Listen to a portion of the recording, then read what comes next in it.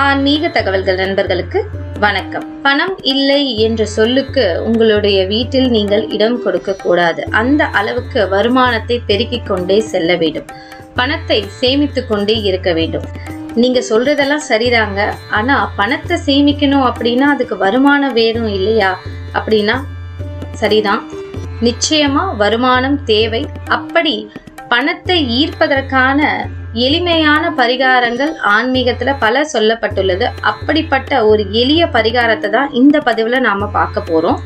இந்த ஒரு பொருளை மட்டும் உங்க வீட்டு பூஜை அறையில வாங்கி வைங்க. உங்களுடைய வீட்டில் பணம் காசு நிச்சயம் நிரம்பி வழியும்.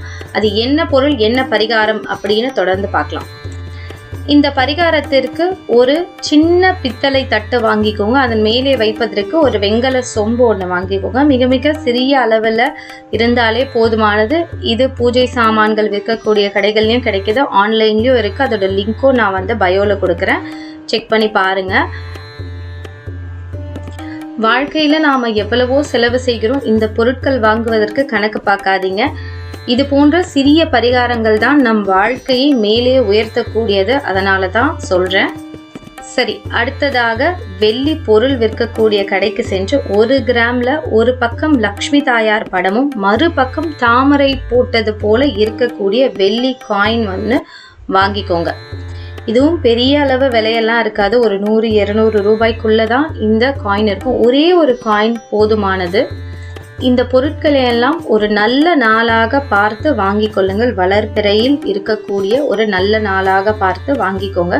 பிறகு ஒரு வெள்ளிக்கிழமை அல்லது வியாழக்கிழமை உங்கள் வீட்டு பூஜை அறையை சுத்தம் செய்து பூக்களால் அலங்காரம் செய்து விட்டீர்கள் என்றால், பிறகு பூஜை அறையில் எப்பொழுதும் போல நீங்க வீட்டில் எப்படி பூஜை பண்ணுவீர்களோ அதே போல விளக்கேற்றி தீபதூப ஆராதனை எல்லாம் காண்பித்து, பிறகு நீங்க வாங்கி வந்த அந்த பொருட்களை எல்லாம் கழுவி சுத்தம் செய்து ஏற்கனவே வச்சுக்கோங்க.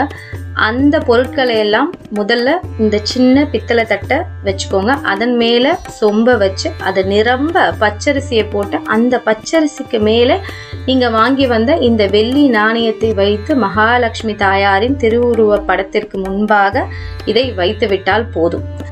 உங்க வீட்டுல குபேர பொம்மை இருக்கு அப்படின்னா பூஜை அறையில குபேர சிலைக்கு பக்கத்துல இந்த கலசத்தை நீங்க வைக்கலாம். இந்த கலசத்தை உங்கள் வீட்டு பூஜை அறையில் நீங்கள் வைப்பதனால் வருமானம் அதிகரிக்கும். அதாவது பணத்தை ஈர்த்து கொடுக்கக்கூடிய சக்தி இந்த கலசத்திற்கு உண்டு. இது ஒரு மிக எளிமையான பரிகாரம். இதற்காக நீங்கள் உடல் உழைப்பு எதையும் செலவு செய்ய போறது கிடையாது.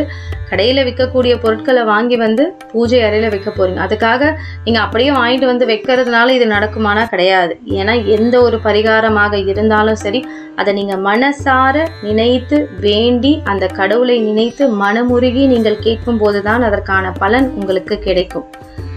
எனவே அப்படியே வாங்கி கொண்டு வைக்கிறதுனால நடக்குமானா கிடையாது. மனதார அந்த இறைவனை வேண்டி உங்களுக்கு வருமானம் அதிகரிக்க வேண்டும், பணம் சேமிப்பு ஏறிக்கொண்டே இருக்க வேண்டும் என்று நீங்கள் வேண்டும் போது நிச்சயம் அதற்கான பலன் கிடைக்கும். சரி, இப்பொழுது இந்த பச்சரிசியை என்ன செய்யலாம் அப்படின்னா, மாதம் ஒரு முறை நீங்கள் இதற்குள்ளே இருக்கக்கூடிய பச்சரிசி எடுத்து காக்கை குருவிகளுக்கு இரையாக போடலாம், அல்லது கழுவி நீங்களே சமைத்து கூட சாப்பிடலாம். ஆனால் சைவம் தான் சமைத்து சாப்பிட வேண்டும் இந்த பச்சரிசியில. அதையும் நினைவுல வச்சுக்கோங்க. ஏன்னா பல பேர் கமெண்ட்ல கேட்பீங்க இதை வச்சு என்ன செய்யலாம் அப்படின்னு சொல்லிட்டு. மீண்டும் அந்த பாத்திரத்தை கழுவி உங்கள் பூஜை அறையில் நீங்கள் மீண்டும் அந்த பாத்திரத்தை வைத்து அதன் மேல் பச்சரிசி அந்த வெள்ளி காசை வைத்து அதே போல அந்த இடத்தில் வச்சிடுங்க. அவ்வளவுதான். மாதம் ஒரு முறை மாற்றினாலே போதுமானது. வாரம் மாற்ற முடியும் அப்படின்னா நீங்கள் வாரம் கூட மாற்றிக்கொள்ளலாம். முடியாத பட்சத்தில் மாதம் ஒரு முறை செய்தாலே போதுமானது. இதனை செய்து பாருங்கள். நிச்சயம் உங்களுடைய வீட்டில் தற்போது இருக்கக்கூடிய நிலை இந்த பொருள் பூஜை அறைக்குள் வந்த பிறகு வரக்கூடிய மாற்றத்திற்கும் நிறைய வித்தியாசங்களை உங்களால் காண முடியும். மேலும் இது போன்ற தகவல்களுக்கு நமது ஆன்மீக தகவல்கள் சேனலை சப்ஸ்கிரைப் செய்யுங்கள். நன்றி, வணக்கம்.